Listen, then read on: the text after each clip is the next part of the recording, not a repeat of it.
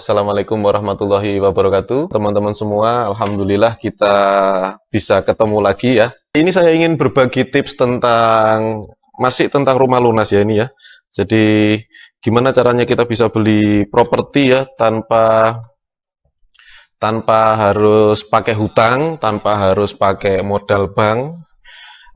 Seperti yang sudah terjadi beberapa jadi kebiasaan ya masyarakat bahwa kita kita ini properti itu harus pakai hutang gitu ya. Saya lanjut ya. Jadi bagaimana kita bisa membeli properti tanpa harus berhutang, gimana caranya? Dan malam hari ini akan coba saya bagikan komplit ya, komplit strateginya dari mulai caranya kita menambah income kita atau memperkuat daya beli kita, kemampuan beli kita supaya bisa menjangkau properti yang kita harapkan, dan juga cara bagaimana memotong harga propertinya. Nanti kita akan bahas pelan-pelan dan saya akan coba bicara dengan bahasa praktis ya. Jadi tidak pakai teori-teori. Nah ini Kenapa kok saya menganjurkan sekali untuk properti itu kita nggak usah pakai hutang gitu ya. Biasanya kenapa kita pakai KPR itu karena teman-teman menganggap bahwa kalau saya nggak beli sekarang atau tahun ini saya nggak beli rumah nanti semakin tidak terjangkau harganya gitu ya. Itu adalah mitos ya. Itu adalah mitos yang tidak istilahnya yang tidak perlu Anda pikirkan ya, itu nggak perlu.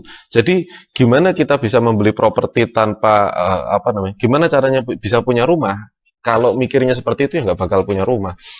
Nah sekarang ini faktanya adalah gini ya, saya sampaikan faktanya dulu. Faktanya adalah nilai bangunan itu terus menyusut. Jadi kalau Anda bilang properti atau rumah itu nanti harganya terus naik, sebetulnya keliru. Yang naik itu harga tanahnya, sedangkan nilai bangunan itu menyusut. Anda bisa cek ya di beberapa metode appraisal rumah. Saya ada resource yang bisa Anda ini kan. Anda bisa cari di Google ya nanti ya cara perhitungan penyusutan bangunan ya. Menghitung penyusutan nilai bangunan. Jadi bangunan itu sebetulnya nilainya menyusut. Saya bisa tunjukkan bukti bahwa bank pun akan menilai bangunan Anda itu menyusut. Bangunan yang baru usia 1 tahun sama yang sudah 10 tahun itu beda, ya, beda. Jadi kalau Anda mau punya rumah tinggal, ya, justru yang bagus itu bangun sendiri ya. Dan bangunan itu pasti barunya gitu ya, pasti baru. Oke, saya lanjut dulu ya. Rumah tinggal bukan aset, tapi hanyalah sebuah harta ya, sama seperti mobil Anda, motor Anda itu harta ya, bukan aset. Kalau aset itu sesuatu yang menghasilkan income ya, menurut Robert Kiyosaki. Kalau menurut Kamus Bahasa Indonesia ya, aset itu rumah adalah aset gitu ya. Kadang-kadang Kamus Bahasa itu mengaburkan maknanya. Padahal aset itu sebetulnya adalah sesuatu yang menghasilkan passive income. Padahal rumah tinggal tidak akan menghasilkan passive income ya. Dan kalau Anda pakai KPR, bunga bank akan mengikuti kenaikannya. Sekarang kan dikenal ada istilah bunga fix ya. Bunga fix itu dia akan mengikuti suku bunga tahun tersebut. Jadi percuma kalau kita punya rumah dengan KPR dan kita berharap nanti akan menikmati hasil dari kenaikan harganya, itu percuma, nggak mungkin. Satu, rumah itu nggak bakal kita jual. Yang kedua, bayarnya naik terus ya. Oke. Kemudian anuitas ya, anuitas itu ngeri banget gitu ya. Anuitas itu ngeri banget. Jadi tahu perhitungan anuitas? Saya buka sekalian ya ini mohon maaf yang bekerja di bank, mohon maaf sekali ya, saya sudah minta maaf duluan kalau faktanya harus saya bongkar, karena memang fakta itu harus dibongkar supaya masyarakat itu tahu ya. Sistem perhitungan anuitas, nah, ini anuitas. Jadi kalkulator lah ya. Kita bisa lihat di Google banyak resource-nya, Anda bisa cari ya. Ini adalah sistem penghitungan bunga anuitas ya. Nah, ini kalkulator bunga anuitas. Yuk kita lihat nih. Ini sudah sering saya sampaikan ya. Misalnya kita mau kredit berapa nih? Ini kredit kita kalau rumah harga 300 juta misalnya ya. Katakanlah 300 juta yang kita DP-nya berapa? DP itu minimal berapa sekarang? Rumah harga 300 juta, DP-nya tak hitungkan pakai kalkulator di sini. 300 juta ya, ini 3 miliar. 300 juta kali berapa persen DP-nya? 20%. Oke, 20% saya hitung ya. Nah, loh, sorry. Oh, salah hitung. 300 juta ya kali 20%. Nah, ketemu kau. 60 juta. Oke ya, 60 juta. Sekarang saya, sorry, 60 juta ya. 300 kurangi 60. Hasilnya adalah 240. Nah, ini saya hitung aja lah. 240 juta. Ya. Nah, ini suku bunga sekarang yang berjalan sekitar 12% ya per tahun ya.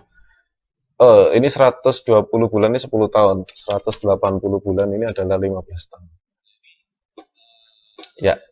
Nah, ini 15 tahun ya, 240 juta, 15 tahun. Jadi Anda membayar 60 juta tadi untuk DP, dan kemudian angsuran per bulannya 2.800.000.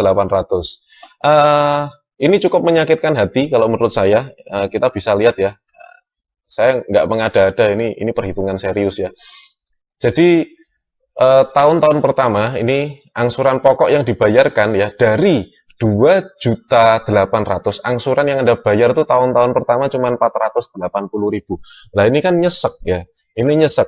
Makanya kalau kemarin ada beberapa teman yang bilang, "Mas, kalau saya penghasilan kecil, gimana caranya supaya saya nggak KPR?" Gitu. Justru kalau KPR itu uang Anda sebulan 2.400.000 itu disedot sama bunga gitu loh ya, disedot. Ini penghisap darah kalau menurut saya. Jadi justru penghasilan kecil Anda jangan bersedekah untuk bunga gitu loh ya. Nah, itu. Jadi kalau sedekah itu sama fakir miskin, sama ke tempat ibadah itu baik. Tapi ini kan sudahlah penghasilan kecil, sedekahnya untuk bunga, kan maksud saya ini tidak logis. Tidak logis, makanya saya menentang gitu. Kalau tidak logis saya menentang. Jadi ini mohon maaf ya, mohon maaf. Dan ini tidak akan diberikan di awal akad kredit. Dan ini coba Anda bayangkan, ini sampai terjadi beberapa tahun. Ini coba Anda lihat ya. Kita lihat kalau kita sudah bayar misalnya 5 tahun, 5 tahun kali 5 kali 12 itu berapa sih? 5 kali 12 ya. 60 ya, kita lihat bulan ke-60. Saya tunjukkan sama Anda ini supaya Anda bisa mempertimbangkan sebelum Anda ambil KPR. Sampai bulan ke-60 ya, bulan ke-60 angsuran Anda itu pokok itu cuma 800 per bulannya, dan bunganya itu masih dibayar 2 juta, 2 juta, 2 juta. Nah, ini yang ngeres ini ya. 5 tahun bayari bunga ini 2.400.000 ya, paling rendah itu 2 juta rupiah. Kan menurut saya nggak make sense gitu loh ya, kasihan. Menurut saya kasihan, saudara-saudara saya tidak mengetahui hal ini, tetapi terus-menerus dimanipulasi sama sistem gitu ya. Jadi ini yang membuat saya terus-menerus menyuarakan, udahlah jangan kita pakai KPR ya, jangan pakai KPR. Nah, KPR subsidi gimana Mas? Ya sami mawon lah ya, cuman lebih ringan gitu aja, sama saja. Intinya kalau Anda mau bayar bunga ya, ingat aja daripada dibayarkan bunga, lebih baik uang itu Anda sedekahkan. Kalau uang itu Anda sedekahkan, Anda pasti punya rumah. Gitu, percaya sama saya. Ya, uang yang Anda sedekahkan pasti Anda punya rumah. Sederhana sekali kok. Nah, kalau penghasilan kecil gimana kalau tidak KPR? Justru terbalik, saya tanya ya, penghasilan sudahlah kecil, terus mau nyumbang untuk bunga, untuk bangun gedungnya mereka, untuk memperbesar sistem riba, ya untuk apa? Gitu ya, untuk apa? Justru penghasilan kecil itu tidak bijak jika kita terus-menerus bersedekah dalam bentuk bunga. Ya, kenapa saya ungkap sedekah ya, biar teman-teman tidak terlalu sakit hati, maka saya katakan bersedekah gitu ya. Tapi sedekahnya untuk bunga. Ya, tidak ada pahalanya ya. Justru menurut hadis riwayat Muslim ya, pemakan riba, pemberi makan riba, ini kita kan nasabah itu sebagai pemberi makan, kemudian juru tulis dan dua saksinya semua sama saja. Nah, itu ngeri. Jadi makanya kenapa saya terus-menerus, yuk kita jangan pakai KPR, tetapi kita mencari alternatif berpikir yang lain yang jauh lebih logis, jauh lebih masuk akal ya. Nah, saya mau tanya sama Bapak Ibu, yuk saya minta responnya ya tentang KPR. Apakah orang yang ada di foto itu orang-orang desa ya yang sudah saya tampilkan di layar? Apakah orang-orang desa itu mereka kalau mau KPR apakah bakalan di ACC? Saya mau tanya sama Bapak Ibu ya. Saya mau tanya ya. Terus alternatifnya apa Mas? Yang tenang aja ya. Saya akan bongkar semuanya ya. Alternatifnya apa saya akan berikan. Nah, saya mau tanya nih sama Bapak Ibu ya, bahwa apakah orang-orang desa, ya orang kampung, wong desa, itu apakah kalau KPR apakah mereka di ACC? Ya, karena yang saya tahu orang desa itu tanahnya justru luas-luas. Anaknya dapat warisan, terus kemudian cucunya aja dapat warisan. Ya, nggak bakal di ACC, bener ya. Jadi mereka nggak bakal di ACC karena secara penghasilan tidak pasti, ya. Penghasilan mereka tidak pasti. Terus kemudian pekerjaan juga tidak ada. Mereka tidak bakal di ACC. Tapi apa? Mereka selamat, ya. Mereka ini selamat dari jeratan riba, ya. Nah, mereka justru selamat dan bebas dari jeratan riba. Dan mereka punya properti, ya. Mereka punya properti, ya. Oke, tidak ya. Jelas nggak bakal di ACC. Nah, sekarang apakah kita nggak malu kalau kita tinggal di kota dan kita kalah sama mereka? Secara pendidikan Anda lebih tinggi, secara pekerjaan Anda lebih hebat. Ya, secara logika Anda bisa lebih berpikir logis, bisa berhitung, Anda bisa lakukan apapun ya. Tetapi kenapa kita di kota itu rumahnya kecil-kecil, utangnya gede-gede? Mereka rumahnya gede-gede, nggak punya utang. Ini jadi pertanyaan, ya. Ini yang jadi pertanyaan. Oke. Sekarang, nah ini cara desa yang saya terapkan di kota. Inilah yang saya lakukan ya. Ini yang saya lakukan. Jadi cara desa yang dilakukan di kota bahwa rumah itu dibangun. Yang namanya rumah dibangun, Bapak Ibu, bukan diangsur. Ya, ini sekali lagi, mungkin ini agak nampar-nampar dikit, tidak masalah ya. Tidak maksud nampar, tapi saya juga ketampar sama istilah ini. Rumah itu dibangun bukan diangsur. Ya, jadi kalau rumah diangsur itu agak keliru kalau menurut saya ya. Rumah itu dibangun ya, bukan diangsur. Nah, terus gimana nih? Ini saya sampaikan dulu bukti-buktinya dan ini adalah teman-teman murid-murid saya yang sudah berhasil untuk membangun rumah dan ternyata bangun rumah sama seperti yang diharapkan ya. Nah, rumah yang dijual nilainya 350 juta, 400 juta. Ini bahkan dia kemarin yang nunjukin saya foto di salah satu grup saya, rumahnya itu malah 100 ukurannya, 100 meter persegi. Anda bayangkan, Anda coba punya rumah 100 meter persegi di perumahan, kira-kira harganya berapa? Ya, dia bangun, dia cerita sampai selesai itu cuma perlu 210 juta. Ya, sampai selesai 210 juta, ukuran 100 loh ya. Coba Anda bayangkan, ukuran 45 saja itu harganya sudah di atas 300 juta kalau di perumahan. 210 juta itu dapat ukuran 100. Oke, saya orang desa Mas, malah hutang tambah numpuk, modal nggak pernah kembali penuh. Nah ini makanya kalau kita jadi orang desa, bersyukurlah jadi orang desa, jangan ikut-ikutan yang di kota ya. Justru saya yang di kota malah belajar dari orang desa gitu. Oke, alhamdulillah 2 tahun lalu gagal KPR ya. Oke ya, beli properti hasil lelang bank. Waduh, kalau beli properti hasil lelang bank, jujur saya sebetulnya ditawari banyak sekali ya. Saya banyak sekali suruh ikut lelang, ada juga yang kadang-kadang main-main juga ya mereka ditawarkan sama investor seperti saya. Tapi jujur saya nggak tega karena orang-orang yang rumahnya dilelang ini curhatnya ke saya gitu. Jadi saya tahu persis perasaannya, saya nggak mau beli gitu ya. Oke. Ini adalah Pak Widi ya. Pak Widi ini rumahnya juga berhasil dibangun. Dia adalah yang menerapkan metode rumah lunas juga. Membangun rumahnya yang tadinya dijual 1,3 M, kemudian dia bangun lagi. Bagus rumahnya ya, nyeni sekali, bagus dan cukup murah ya. Sudah naik pagar, pondasi. Sekarang sudah jadi, sudah ditempati rumahnya. Kalau ini foto rumah saya ya. Rumah saya tidak bagus, biasa saja, tapi cukup baik untuk saya dan yang paling penting itu adalah gambar yang di tengah itu ya. Yang paling penting itu gambar di tengah. Sertifikatnya ada gitu ya. Sekarang rumah bagus-bagus nggak ada sertifikatnya untuk apa gitu ya. Nah ini cuma sekedar sampel saja bagi Bapak Ibu bahwa ini adalah rumah yang nilainya saat ini adalah 850 juta, tetapi saya berani jujur bahwa saya hanya mengeluarkan sebesar 80 juta rupiah. Ya, 80 juta rupiah kalau beli rumah juga nggak dapat kan. Tetapi kalau Anda mau ngikuti video ini sampai selesai nanti, saya akan berikan logikanya. Kenapa kok 80 juta bisa jadi rumah seharga 850 juta dan nilainya terus-menerus meningkat. Nah, ini adalah gambar dari rumah saya. Oke, saya lanjut ya. Nah, ini adalah apa cash flow-nya. Jadi cara logisnya begini, Anda bisa lihat di layar ya, 80 juta kok bisa jadi 850 juta nilainya. Tentunya kalau dikejar ya, sepinter apapun kita muter duit, kalau saya harus muter duit 80 juta, tak jadikan 850 juta, itu ngoyo banget gitu ya.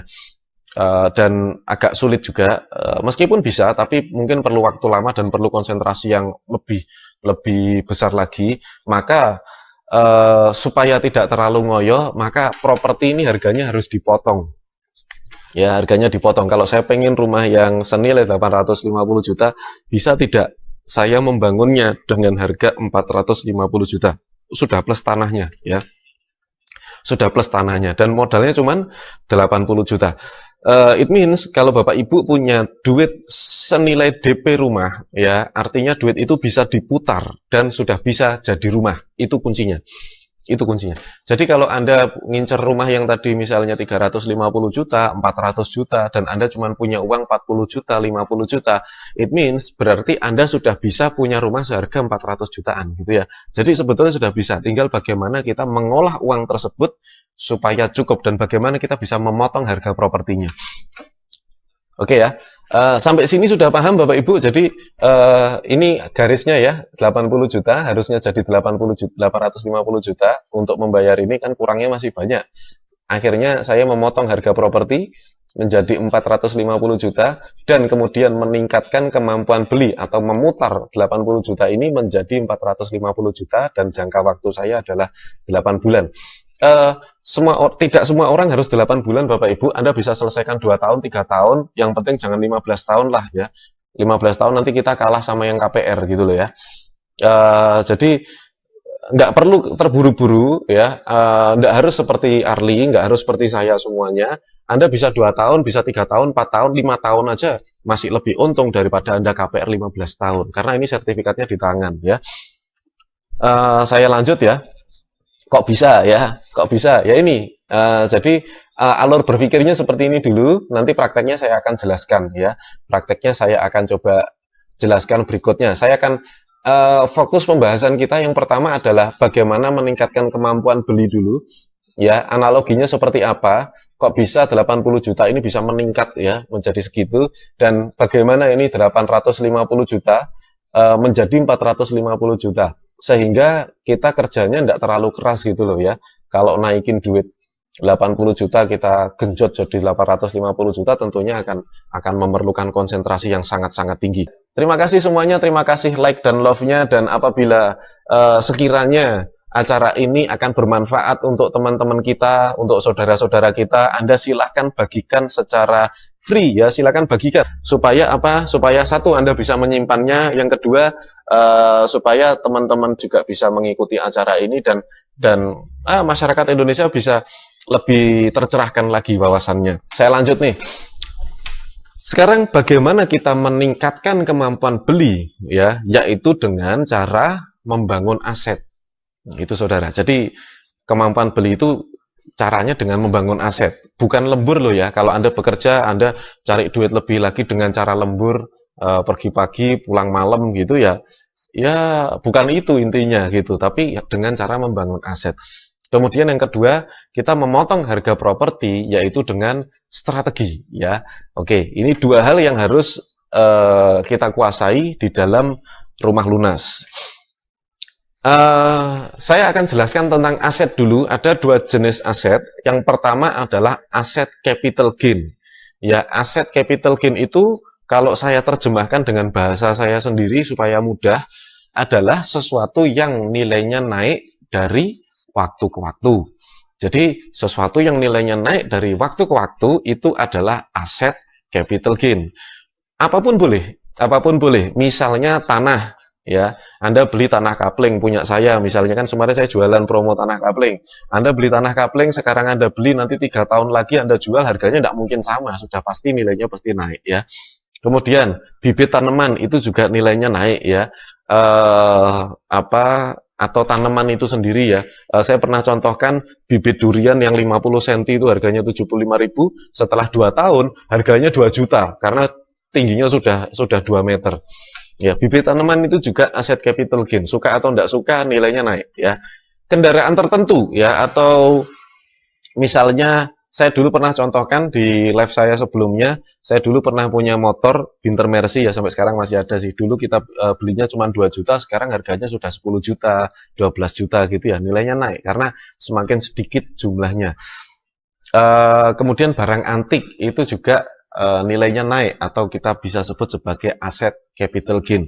Jadi memutar uang itu bisa di sesuatu yang nilainya naik. Misalnya Anda berencana untuk membeli properti, nanti 3 tahun lagi pengen punya rumah gitu ya, sekarang masih sewa, masih kontrak.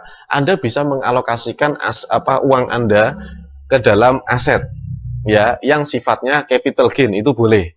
Boleh ya, kalau nggak mau repot, nggak mau pusing, Anda pilih aset yang capital gain ya, supaya nanti bisa lebih lebih bagus. Kemudian yang berikutnya aset capital gain adalah ternak penggemukan. Misalnya Anda beli sapi, anakan sapi yang kemudian dipelihara sampai menjadi sapi dewasa baru dijual. Itu adalah aset yang sifatnya capital gain, atau kambing atau apapun. Ya, ternak penggemukan itu adalah aset capital gain. Mudah-mudahan bisa mengerti ya, dipahami ya. Oke, ini ada pertanyaan. Mas Ali, saya baru modal niat pengen bangun rumah, belum punya modal bentuk uang. Coba ngajukan KPR. Akhirnya ngontrak sementara. Apakah dengan mulai bubur ayam ada cara untuk percepatannya, matur nuwun? Kalau bubur ayam itu kan bisnis ya, bukan aset ya. Tapi tidak masalah kalau seandainya bubur ayam Anda terus kemudian ramai dan Anda punya merek, maka merek tersebut atau brand itu adalah aset.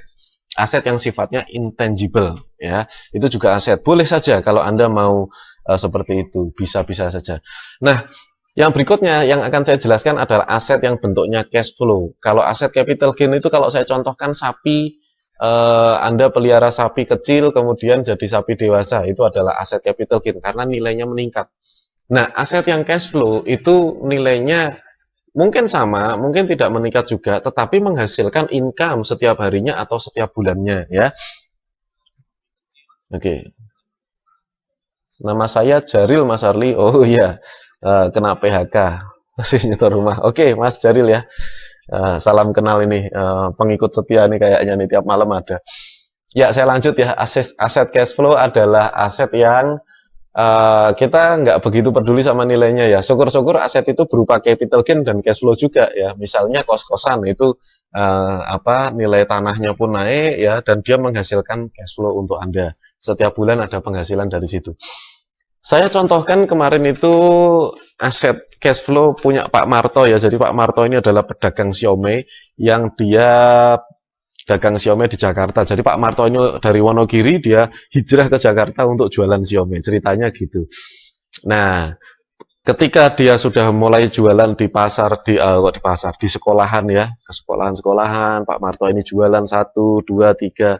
Kemudian Pak Marto ini dapat penghasilan. Dari hasil penghasilannya tidak semuanya dikonsumsi, tetapi sebagian dia pakai untuk bikin gerobak siomay lagi. Ya, ini Pak Marto bekerja sebagai penjual siomay dan sekarang dia berinvestasi aset cash flow dalam bentuk gerobak siomay. Satu ketika sudah jadi satu gerobaknya, dia panggil adiknya, "Dek, ini ada kerjaan di Jakarta. Ya, kamu datang ke Jakarta." Akhirnya adiknya ikut merantau bersama dengan kakaknya di Jakarta. Nah, sampai gimana perhitungannya? Oke lah, satu hari kamu setor ke saya 20.000 saja ya untuk biaya perawatan gerobak ini, untuk sewa gerobaknya. Oke, jadi Pak Marto bekerja, adiknya juga bekerja, setor 20.000 sehari, dapatlah 1 bulan 600.000 passive income. Ya, itu kuncinya. Passive income dari sewa gerobaknya. Akhirnya dalam beberapa bulan ya, akhirnya dia beli gerobak lagi, panggil ponakannya. Sekarang 3 gerobak jalan, Pak Marto, adiknya sama ponakannya. Passive income-nya lebih besar lagi. Ya, bulan berikutnya setiap bulan dia bisa membeli 1 gerobak, bisa bikin 1 gerobak. Akhirnya sampai 2 tahun kemudian secara berkelanjutan Pak Marto sudah punya 100 gerobak siomay, yang mana kalau penghasilannya 20.000 satu hari kali 100 ya, 20.000 kali 100 itu adalah 2 juta. Berarti penghasilan Pak Marto adalah sehari 2 juta hanya dari gerobaknya saja. Ya, 2 juta rupiah per hari ya, berarti per bulan berapa? 60 juta rupiah. Pak Marto bisa naik haji, bisa punya properti di Jakarta ya. Dan itu kisah dari Pak Marto. Itu kisah nyata. Namanya sih bukan Pak Marto, tapi saya bikin mudah saja ya, supaya Anda bisa membayangkan, oh Pak Marto. Sebetulnya bukan Pak Marto namanya, saya tidak tahu namanya. Tapi ini adalah kisah dari dulu saya pernah jualan komputer, salah satu klien saya ceritakan ini sama saya. Jadi dia punya kerabat yang ada di Jakarta dan sukses ya. Namanya saya tidak tahu. Oke ya, kita ambil bukan namanya tapi kita ambil kisahnya ya. Dan kisah ini beberapa tahun kemudian, dulu saya masih susah waktu dengar cerita itu. Tapi itu nempel terus di pikiran saya ketika kita belajar tentang finansial. Saya belajar dari Robert Kiyosaki, oh ternyata Pak Marto itu menerapkan aset, membangun aset yang sifatnya adalah cash flow. Ya, seperti itu. Salah satunya adalah Pak Marto. Mas Arli, ada rekomen untuk memulai bisnis properti? Terima kasih. Kalau ingin mulai bisnis properti, mulailah dengan tanah. Ya, mulai dengan tanah. Jangan main bangunan dulu. Nanti kalau tidak mahir Anda bisa rugi. Ya, Mas Arli, kalau mobil direntalkan, apakah aset cash flow? Ya, mobil yang direntalkan adalah aset cash flow. Tapi mobilnya jangan kredit. Kalau mobilnya kredit itu adalah aset cash flow yang sangat buruk. Ya. Oke, saya lanjut ya. Mohon bimbingannya, insya Allah ya. Kita bimbing terus-menerus tiap malam gini. Ya, salah satu jenis aset cash flow. Saya pernah ke Gili Trawangan ya. Di Gili Trawangan itu ada rental sepeda. Rental sepedanya 100.000 rupiah ya per hari. Jadi saya waktu itu 5 hari apa 6 hari di sana, saya habis 600.000 hanya untuk rental sepeda. Padahal 600.000 di Solo dapat sepeda satu bekas yang seperti itu ya. Jadi seminggu balik modal, dia punya puluhan sepeda ya, 100.000. Bayangin aja, turis di sana banyak sekali. Dan sehari saya tanya, dia penghasilan bisa antara 1 sampai 2 juta per hari ya dari rental sepeda. Itu cash flow. Bahan-bahan siomay itu ditanggung siapa Pak yang belanja? Saya tidak tahu detailnya ya, tapi sepertinya sistemnya sewa gerobak Pak Erwin ya. Sistemnya adalah sewa gerobak, jadi bahan-bahan ya beli sendiri, tapi gerobaknya ini yang disewakan. Jadi cash flow. Tapi saya tidak tahu detailnya ya, itu perkiraan saya saja karena saya tidak ikut jualan siomay juga sama Pak Marto gitu ya. Tapi itu kita ambil ya, kita ambil apa namanya. Dan Bapak Ibu di sini jangan bikin gerobak siomay semua loh, nanti repot nanti gitu ya. Nanti habis lihat siaran live saya terus Bapak Ibu semuanya bikin gerobak siomay, belum tentu ya, belum tentu Anda punya gerobak siomay terus jadi sukses seperti Pak Marto, belum tentu. Nah, Mas, gimana sih kita bisa punya aset cash flow? Saya sudah sampaikan. Ini contoh perhitungan gerobak ya, saya bacakan dikit aja supaya teman-teman bisa ngambil analisa singkat ya tentang, nggak harus gerobak, tapi ini perhitungan kira-kira saja ya. Harga gerobak 2 juta misalnya, sewa 20.000 per hari ya adalah 600.000 dalam waktu sebulan ya, dapat duitnya 600.000 sebulan. Kemudian bulan pertama dan kedua dan ketiga beli 1 gerobak ya, karena 600.000 ini kalau dikalikan ya bisa dapat 1 gerobak ya. Bulan keempat penghasilan pasif adalah 1,2 juta ya. Bulan ke-6 punya 3 gerobak, penghasilan pasif 1,8 juta. Bulan ke-7 punya 4 gerobak, penghasilan pasifnya 2,4 juta rupiah. Dan sejak saat itu bisa menghasilkan 1 gerobak per bulan. Tinggal targetnya mau berapa gerobak. 100 gerobak kah, 50 gerobak, terserah gitu ya. Saya akan lanjutkan lagi ya, supaya lebih singkat ini. Yang berikutnya adalah memotong harga properti ya. Memotong harga properti ini ada 2 strategi, ada banyak, saya punya 6 strategi. Ini saya kasih 2 strateginya ya. Saya kasih strateginya ini. Saya jawab dulu ini pertanyaan. Mungkin bisa diterapkan di lapak online atau barang digital ya Pak? Bisa saja ya, bisa saja. Investasi jangka pendek bagusnya apa Mas? Ya itu nanti Anda belajar di video itu sudah ada banyak sekali ya, lebih dari 3.000 jenis aset. Kalau bagusnya apa? Nanti dari sekian banyak aset Anda pilih salah satu yang sesuai dengan kemampuan finansial Anda dan sesuai dengan bidang Anda, dengan karakter Anda, mana yang sesuai. Jadi ada ribuan pilihan, Anda pilih saja 10, kemudian dari 10 Anda kerucutkan jadi 2 atau 3 aset dan Anda coba satu persatu. Gitu caranya. Saya lanjut ya. Ini tentang aset saya tutup dulu ya, karena saya akan jelaskan ini ada yang penting juga tentang bagaimana memotong harga properti ya. Oke, gimana cara memotong harga properti? Caranya yang pertama adalah strategi pemilihan lokasi. Yuk kita lihat di Google Map ya. Ini adalah lokasi yang titik biru ini adalah lokasi rumah saya ya. Ini rumah saya. Dan ini adalah pusat kota. Surakarta ini ya, Taman Sri Wedani, Solo Paragon, ini adalah pusat kota. Nah, boleh saya bilang bahwa pusat kota ini adalah ring 1 ya. Ini adalah ring 1. Dan di daerah sekitarnya ini adalah ring 2. Dan kalau sudah agak luas lagi, di sekitarnya sini adalah ring 3. Kayak saya kemarin punya, ini ada bandara ya, sini ya. Dan selepas bandara ini adalah ring 3. Kalau masih di antara bandara sampai pusat kota, itu adalah ring 1 ya. Ini adalah sini adalah ring 1. Nah, ini adalah gambaran bagi Bapak Ibu yang ingin memilih lokasi.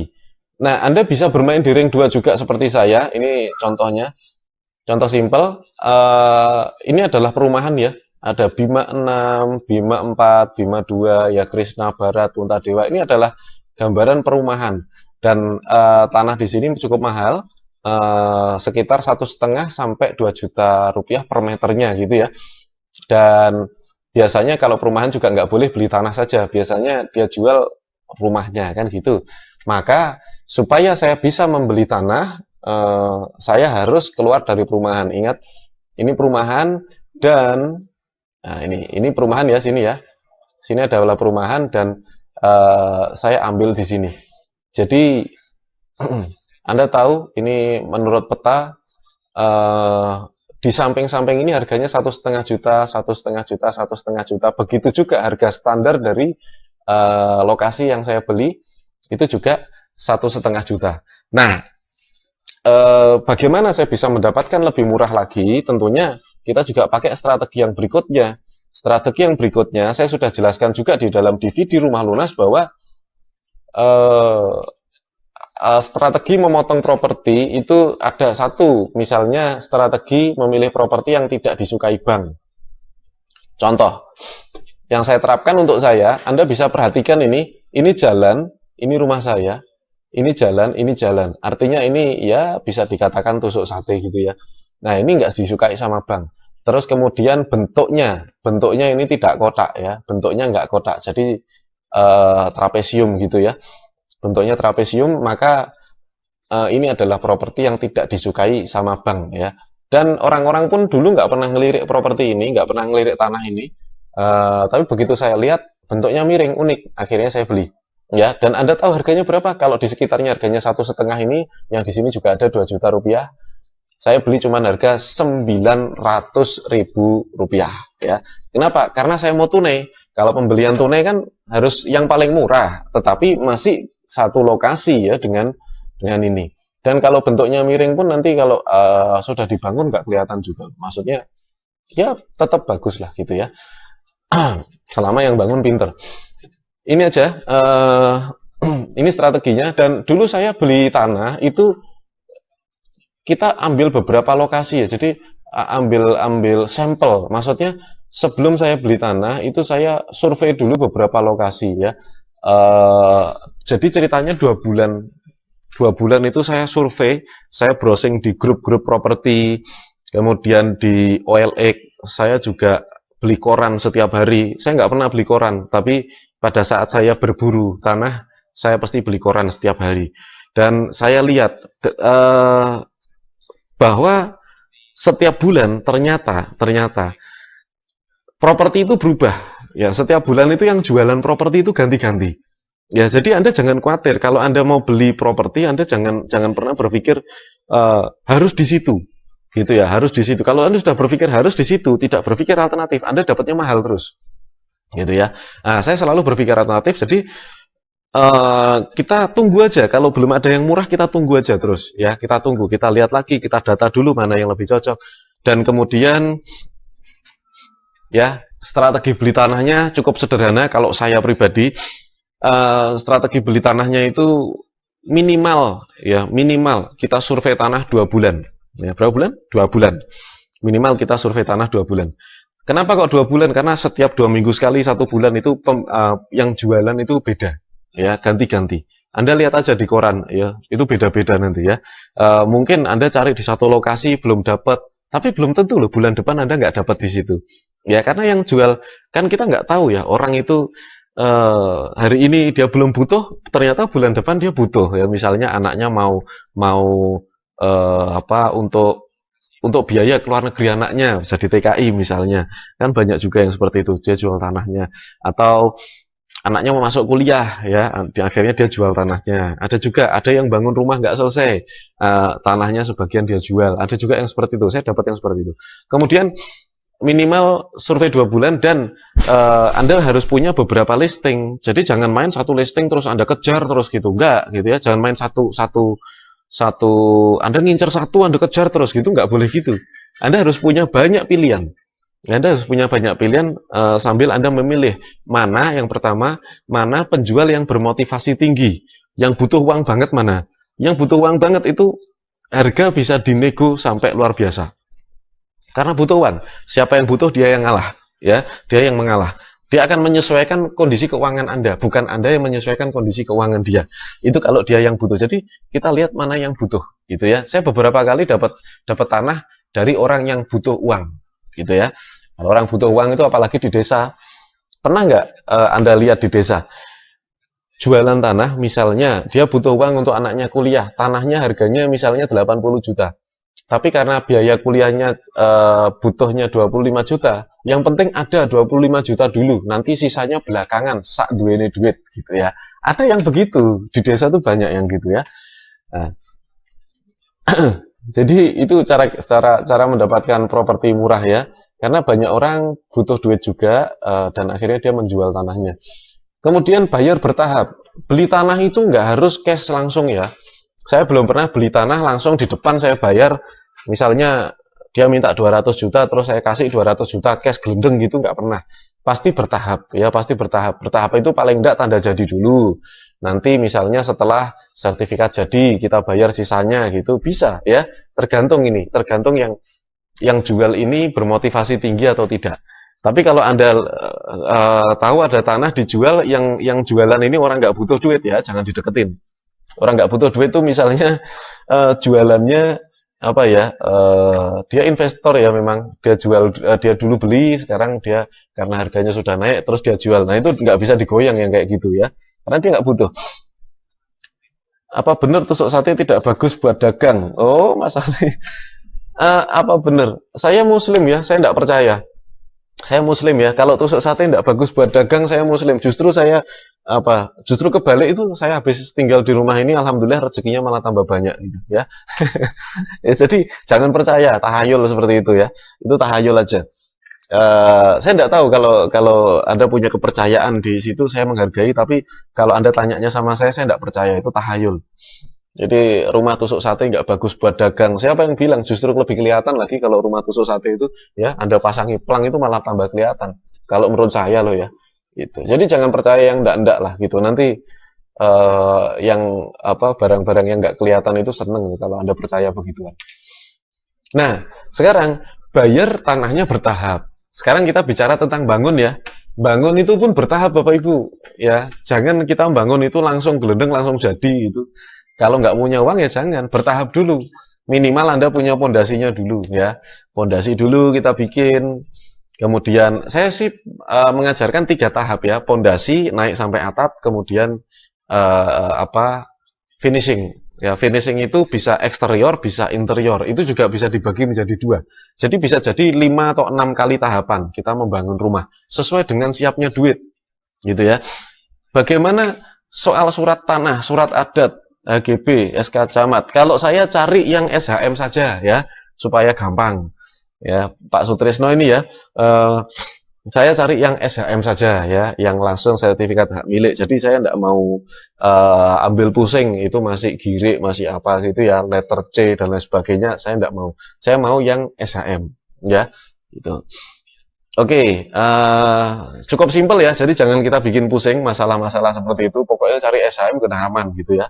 Nah, ini kita membangun bertahap. Jadi teknik saya membangun, saya pakai pemborong yang mana pemborongnya adalah borongan kerja atau borongan tenaga. Jadi dia akan hitung nanti per meternya berapa. Itu karena saya bangunnya langsung jadi. Anda bisa juga bangun borongan pondasi tok misalnya, juga bisa ya kalau siapnya duit segitu. Tidak masalah. Tapi tentunya Anda kalau bisa bahan-bahannya Anda beli sendiri.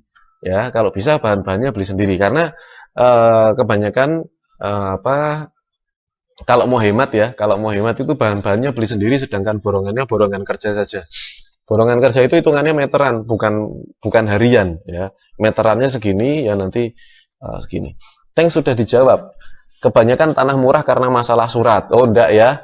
Kalau sebetulnya enggak apa-apa ya kalau masalah suratnya itu misalnya, tapi agak spekulasi juga ya, suruh nguruskan SHM dulu atau Anda membantu menguruskan SHM dulu baru Anda deal ya, itu juga bisa. Tapi saran saya sih cari yang SHM saja. Yang SHM murah banyak juga kok ya, banyak juga. Nah, kalau tadi pondasi sekarang naik ya, naik sampai atap gitu ya. Saya menggunakan bahan bangunan yang cepat bangunnya yaitu hebel. Saya tidak pakai bata. Anda mau pakai bata juga boleh. Tapi kalau saya cenderung pakai hebel gitu. Toh faktanya gedung-gedung bertingkat itu pakai hebel juga dia ndak runtuh juga gitu ya. Artinya, tapi kalau kadang-kadang orang kalau bangun nggak pakai bata nggak marem gitu ya. Kalau saya ndak bilang marem ya, saya pengen cepat maka saya pakai bahan-bahan yang modern ya, modern tapi kuat. Ya kalau ada beberapa pendapat, wah itu apa nggak kuat mas kalau pakai hebel. Justru hebel ini malah lebih ulet ya dan teknik pengerjaannya lebih cepat maka lebih menghemat biaya. Modal awal berapa mas untuk bisa main properti tanah tersebut? Anda bisa mulai antara 20 juta sampai 50 juta ya, sekitar itu. Mas, kalau beli tanah buat kafling bisa untung kah? Ya jelas untung, wong saya pengusaha kafling Pak Edi ya. Jelas untung, tidak mungkin rugi. Saya jelas untung. Nah, tinggal bagaimana cara bermainnya. Kalau Anda dapatnya tanah sudah mahal ya nggak untung juga. Anda lama nanti dapat untungnya. Tapi jarang ruginya sih. Kalau rugi itu biasanya kita salah perhitungan. Kalau tanah masih cenderung aman ya, tanah kapling. Yang berikutnya caranya adalah membangun interior dan eksterior. Ini tergantung kita siapnya uang berapa ya. Kita sudah siap uang, dicicil dulu mulai dari lantainya dan lain sebagainya. Hebel ukuran besar untuk dinding luar. Kalau hebel tipis untuk bagian kamar ya, seperti itulah ya. Oke. Terima kasih sudah mendengarkan, menonton ya, bukan mendengarkan. Terima kasih sudah nonton saya ini. Bagaimana penjelasan saya, dan apabila Anda merasa manfaat dengan acara pada malam hari ini, saya minta love-nya ya, silakan Anda klik love ya. Dan jika Anda ingin menyimpan tayangan pada hari ini, Anda bisa klik bagikan, Anda bagikan di akun Anda supaya Anda dan beberapa teman yang belum tahu acara ini bisa menyimaknya dengan baik sehingga dia bisa memiliki rumah tanpa harus berhutang. Tapi poinnya pada malam hari ini yang saya sampaikan mungkin banyak keterbatasan, tetapi poin pentingnya adalah jangan lagi tergiur sama KPR itu aja menurut saya. Ini hanya salah satu cara alternatif untuk memiliki rumah ya, hanya salah satu cara alternatif. Di antara sekian banyak langkah yang bisa kita lakukan ya, bisa kita lakukan. Tetapi pada poin pentingnya pada hari ini adalah jangan lagi tergiur sama KPR, dan apabila Anda sudah terlanjur KPR, Anda berat untuk membayarnya, Anda bisa mulai menawarkan rumah Anda untuk dijual ya.